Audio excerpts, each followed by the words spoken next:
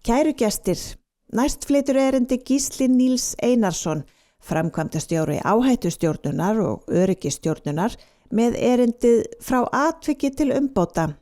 Ef það er ekki skráð, þá gerðist það ekki.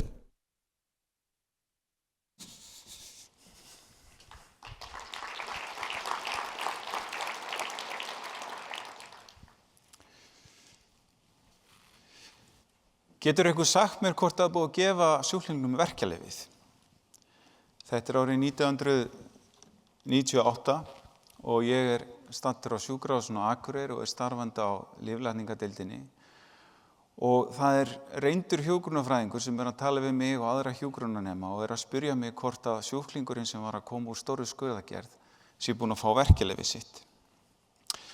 Ástæðan fyrir því að ég er að segja ykkur þessa sögu er svo að það er litið svo á sjúkrahúsunum ef það er ekki búið að skrá lyfjagjöfina eða þá meðferð sem að verið að veita sjúklingum, þá gerðist það ekki og það hefur ekki verið gert. En án slíkra skráninga er rosalega erfitt að hafa einhverja yfirsýn á öryggi sjúklinga og það sama á við atvikaskráningar sem snúa að vinnuvernd starfsmanna. Sjálfur, ef ég tala svona aðeins sjálfa mig, svona fyrir þá sem þekkja mig ekki, þá hef ég í meira en helming ævinni minni starfað við störf sem snúa einhvern veginn að öryggistjórnun.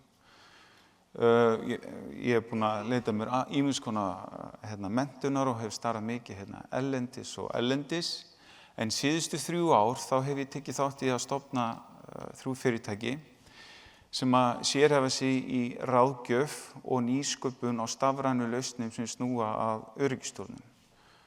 Og svona af því að Jón Veða var að tala eigi eldvarna eftirlit, þá er gaman að segja fyrir því að ein varan sem við erum að þróa er einmitt svona eigi eldvarna eftirlit svona app og líka sem að heldur utan áhættum að tengt logavinnu. Þannig að gaman að segja fyrir því. En það sem er sameiginlegt við okkur öll þessi fyrirtæki, að við höfum öll sömu sýnina, að það er það að gera Ísland að öruggari stað.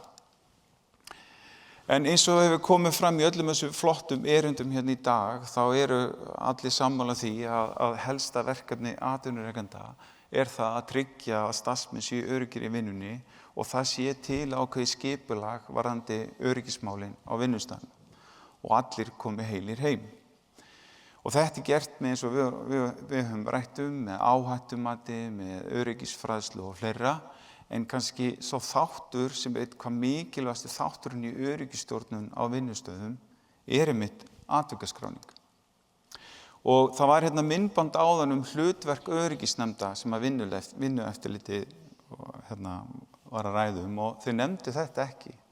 Þau nefndu þetta ekki að helsta hlutverk öryggisnefnda einmitt að fara yfir öll slys og óhepp sem eru skráð á vinnustaðnum.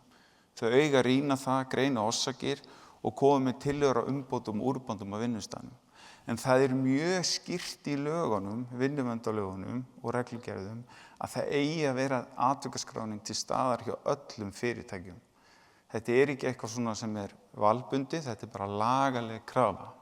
Og sömuleiðis er mjög skýrt í lögunum að starfsmenn gegna ákveðnu hlutverki á vinnustaðnum í því að tilkynna hættur eða slys eða einelti sem á sér stað á vinnustaðnum. Og það er eitt af því sem atvikaskráningar eiga að gera. Það er í raun og veru atvikaskráningar, tilgangur þeirra er í raun og veru að draga hlutina fram, stækka myndina hvernig við sjáum vinnustaðinn okkar. Hvað er að gerast í vinnuumhverfinu okkar? Eru einhverjar slysahættur? Skoða svo ef það verður eitthvað atvika, rannsaka það nánar og læra af atvikunum eins og við komum hérna fram. Þannig stuðlum við að úrbótum og forvörnum og líka annað sem er í þessu er að það er svo mikið tækifæri í atvikaskráningu upp á það að bæta öryggisvitund og meðal starfsmanna með því að deila upplýsingum atvik og lærdómum sem lærum að því milli starfsmanna og jafnvel milli deilda eða starfsstöðva ef að fyrirtæki er starfandi á mörgu stöðum.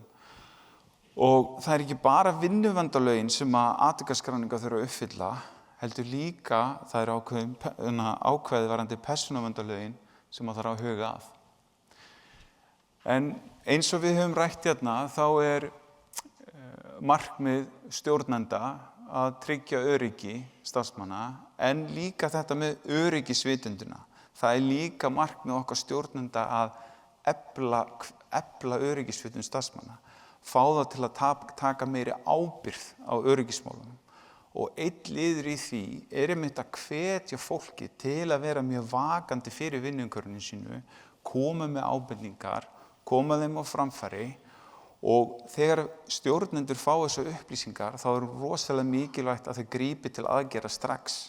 Þannig að fólk finni það að þeirra álit skipti máli, og þegar við gerum þetta þá við að gera öryggismálin, eins og var sagt í fyrsta erindinu, bara hluta af vinnustaðmenningu.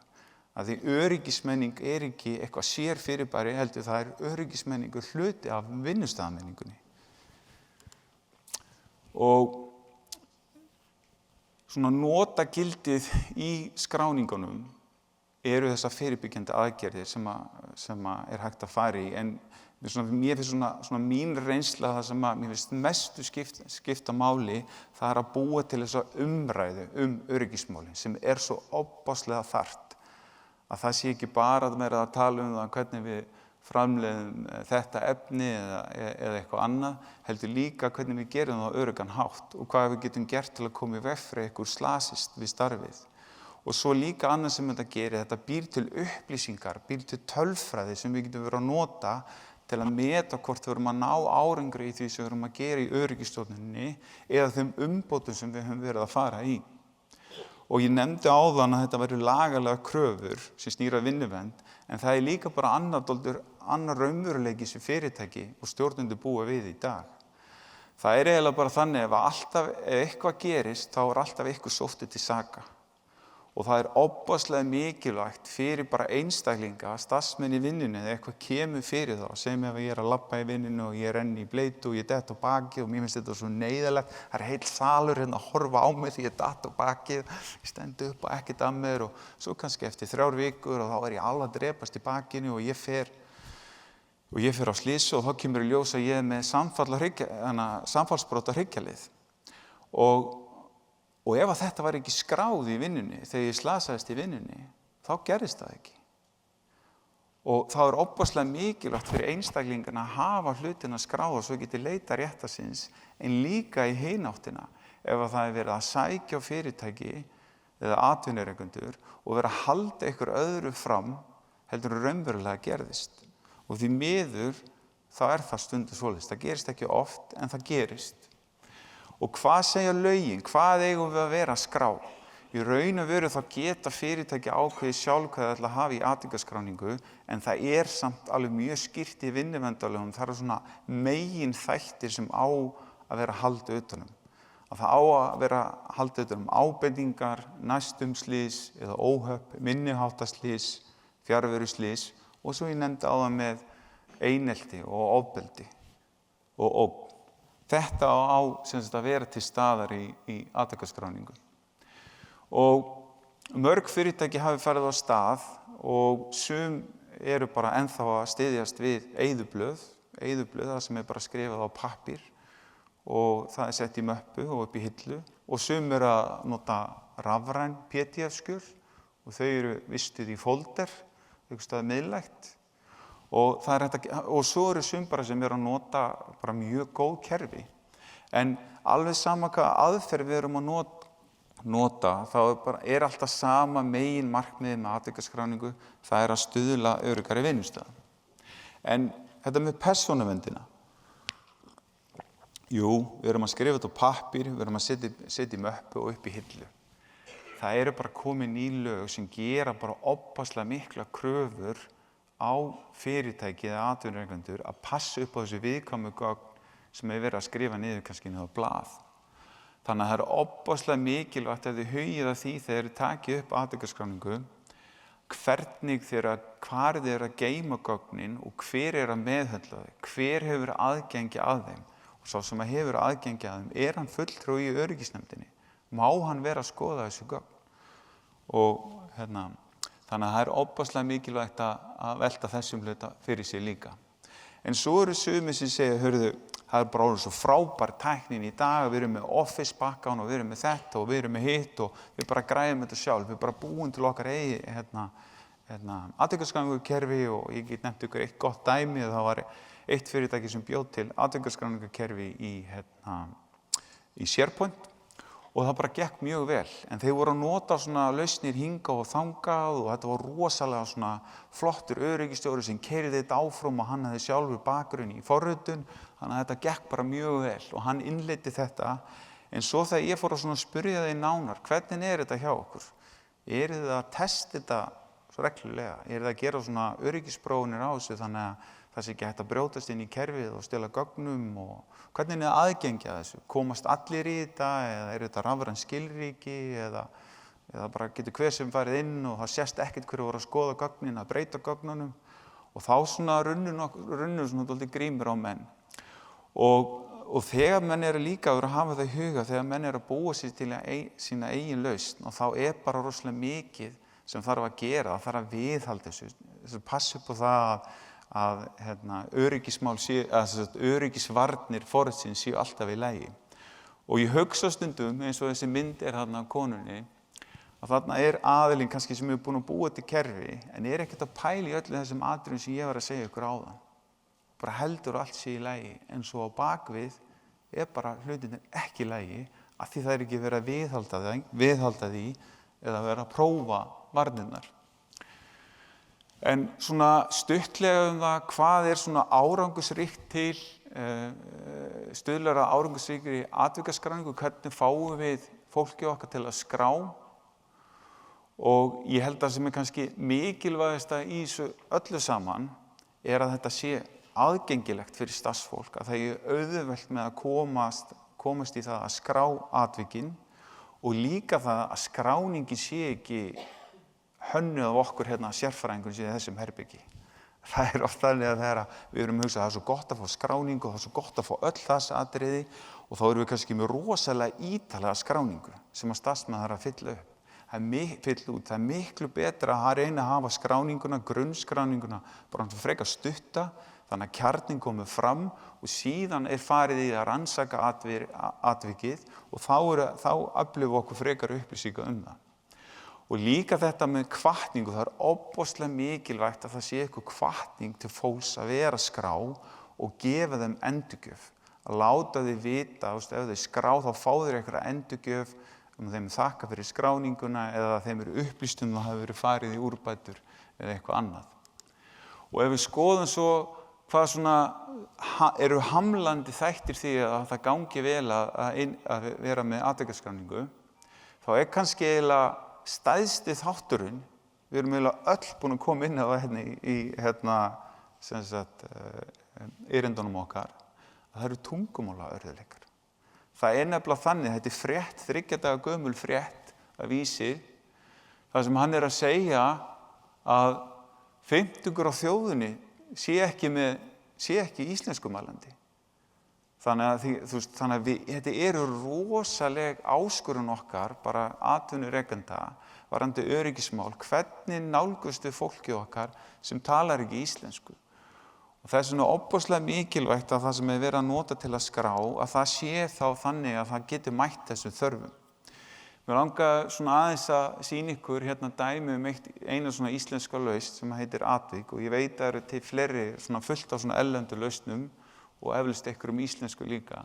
En svona dæmi akkurat svona einfalt atvikaskráningarkerfi sem aðgengilegt í símana og líka að það hægt að kalla fram tölfræði, svona greiningaborð bara hjá stjórnendum, það sem fá strax ákveðna yfirsýn á þeim atvikum sem eiga sér stað. Og góða við þetta, þegar þetta veflaust, þá getur í vafvaranum getur fólk valið hvaða tungumál sem Þannig að Google Translate eða hvað sem í símanum, það þýðir bara yfir að viðkomandi tungumál. En mér langar aðeins að tala svona reynslu af svona atvikaskráningarkerfi. Ég hef unnið með sveitarfélögunum í bara hátt í 15 ár varðandi öryggismál og eitt fyrsta sem ég gerði því ég fór í sveitarfélögum, það var að skoða öryggismál í leikskólum og grunnskólum. Og ég tók eftir því í starfsleyfi skólana það eiga þau að vera með atvikaskráningar, slysaskráningar á börnum. Og ég spurði hvernig því væri háttað. Og hjá einu sveitafélaginu þá fór ég í 7 mismunandi leikskóla og þá fann ég 7 mismunandi skráningaform á slysi á fyrir slys á börnum. Og þetta var allt í pappírsformi, þetta var sett í möppu og þetta var upp í hillu. Þannig að þetta sveitafélag sem var með eitthvað 20 og eitthvað leikskóla og 12 grunnskóla hafði bara enga yfirsýn af því hvað veru mörg slys á skólabörnum í gangi hjá sér. En svo þegar við fórum að innleiða það, þá kom þessi yfirsýn og ekki nóg með það, starfsfólki fór líka að koma með ábendingar. Það var upplýst slysin og þeim fannst þetta svo áhugavert og svo var þeim sýnt hvernig það getur komið ábendingar og þá komið svona. Helstu slysahættirnar í skólum landsins á skólalóðinni. Það eru hólir í malbygginu eða það svona ræsis sem stendur upp úr og krakkarnir eru að hlaupa og þeir hnjóta þetta, þeir reka tanna í. Og svo þessi mynd, þetta bara ein, sjáu þið hvað hérna á myndinni? Þarna eru krakkar í leikskóla í hvíld, þau eru öll sofandi. Og þetta leikskóli sem á jarðskjálftasvæði. Og þið getur ímyndað ykkur að komi stór jarðskjálfti. Ég veit að starfsfólki gerði þetta góðum hug, það var að reyna að búa rými fyrir dóti sem krakkarnir leika sig með og setti upp þessar hillur fyrir ofan þau og dótakassarnir í hilluna. En þau tóku eftir þessu sjálf, þau tóku mynd og sendi þetta og það var farið í úrbætur. En það var bara því það var búið að vera að hvetja þau áfram til að setja á sig þessi öryggiskleru og rýna vinnuumhverfi sitt. Og ég glemdi einu hérna. Svo var annað líka sem kom í ljós þegar að sveitafélögin tóku upp atvikalskráninguna. Það var rosaleg tíðni á ofbeldi. Ofbeldi og ógn krakka í grunnskólum og leikskólum. Og í einu leikskólanum var barn sem var með mikið hegðunarvanda að það var svo mikið ofbeldishegðun að þegar að skráningarnar voru orðnar svona margar í viðkomandi leikskóla þá var ákvað sveitafélag að ráða bara ekstra mannesku til að geta sinnt þessu barni. Þannig að það var bara fullt af hlutu sem að koma upp þegar þau fóru að gera þetta. Og talandi sjávarútveginn og þá var nú hérna í einu myndbandinu ónefndu fyrirtæki í Skagafirði að þau voru að segja frá því að þegar þau innleiddu atvikalskráninguna þá kom upp þessi tíðni af minniháttar slysum og þau gripu strax til aðgerð og fundu viðeigandi hanska fyrir fólkið og svo ekki nóg með það, svo fréttist þetta, Ísland svo lítill heimur, þetta fréttist að þau hefðu gert þetta, þannig að aðra fiskvinnslu fóru líka að kaupa þessa hanska. Þannig að þetta hafði svona dóminóeffekt líka. Og talandi það að hvetja fólk til að taka þátt í að koma með að nýta sér atvikalskráningarkerfi, þá það þannig að það eru útgerðir sem hafa stundum svona mánuði þar sem að þeir hvetja sjómenn einu sinni 2 ári til að horfa gagnrýnt á vinnuumhverfi sitt og skrá ábendingar eitthvað sem í vinnuumhverfinu. Og daginn þá var ein útgerð með svona átak og þá vantaði ljós þarna, vantaði peru þarna og það vantaði lista þarna á gólfi við hurðina og svo var sagt líka að það vantaði svona streng svona til að grípa í sem svona eins og neyðarhnappur við eitt fiskikarið á millidekkinu. Og líka svo voru öryggismyndavélar, ein öryggismyndavél sem var á millidekkinu, það var svona hlíf við hana og hún var dálítið hvöss hlífin, ef menn löbbu og ráku höfuð í þá gæti komið skurður. Þannig að velstjórinn þegar hann sá þetta og setta bara gúmmíkant strax á þetta. Þannig að stundum eru bara hlutirnir mjög einfaldir sem hægt að leysa en afleiðingarnar gætu verið miklar. Og annan varðandi sjóinn, að því við vorum að tala hvað hægt að skrá, varðandi ógn. Að þá var rannsóknir á vellíðan og öryggi sjómanna, síðustu 2 rannsóknir sem hafa verið gerðar á Íslandi, það hafa 30% sjómanna sem hafa svarað þeirri könnun orðið vitni að einelti borð. Og þegar við fórum að innleiða atvikalsjómönnum borð í skipun hjá útgerðum og þá komu svona skráningar. Sumt af þessum eineltiskráningum var stundum einfalt að leysa að því menn bara áttu þessu á ekki hvers konar samskipti þeir voru að viðhafa við félaga sinn sem að þeir voru með að sjó kannski í nokkra daga, vikur eða mánuð. En svo eru önnur mál sem voru flóknari og þá þurftu bara að tala við viðkomandi áhöfn. Bara að hafa svona sértækar aðgerðir þar sem að farið í hvernig ætlaði að leysa þetta mál, leysa þessi mál, þessa menningu. að einelti það bara líðst ekki. Og ég búinn að tala það hérna hvað þetta sé allt svona frábært að hafa atvikaskráningarkerfi, en hérna svona vitnisburður notenda það hvernig þau sjá það að þetta skapi yfirsýn. Það sé svo gott að hafa yfirsýn á hvað að gerast í starfsemi fyrirtækisins. Sömuleiðis og þau bara segja það bara tungutæpulaust, þetta bara hluti af öryggistjórnunin okkar hérna í sveitarfélaginu og þetta stuðlar á umbótum. Og þannig að það sem að mig langaði að segja við ykkur svona á lokum varðandi atvikaskráningar og atvikaskráningarkerfi, að munið bara að þetta ekki eftirlitskerfi. Þetta lærdómskerfi sem gefur okkur ákveðna sýn í því að við getum gert úrbætur í okkar fyrirtæki. Og á lokum þá langar mig bara að segja það að taka upp atvikaskráningarkerfi eða bara atvikaskráningar, það bara næsta skref sem fyrirtæki að taka í átt að öruggari Íslandi. Og saman gerum við það öllin inni bara einn vinnustað í einu. Takk fyrir.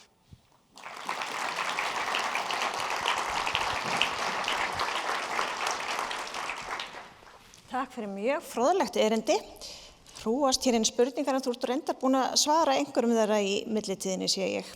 Kemur hérna eina því að þið hefur mikið talað tungumál og örðuleika við það. Einn spyr lesblindu. Tekið á lesblindu í þessum kerfum að einhverju leyti? Eru hljóðskrár líka eða auðlesnir textar? Nei, þetta frábær spurning. Í dag, nei. En þetta einmitt það sem við læriðum með sjómennina, að það rosalega hátt hlutfall sjómanna með lesblindu. Þannig að það sem við erum að hugsa núna og erum að þróa einmitt þetta að appi tali bara við þig, þú ýtir á og þá koma spurningar og svo bara svarar þú og þá skráist inn það sem þú segir. Við erum komin aðeins yfir tímann, svo ég held við látum þess bara lokið hér. Takk kærlega fyrir, Gísli Níls. Klappum fyrir honum.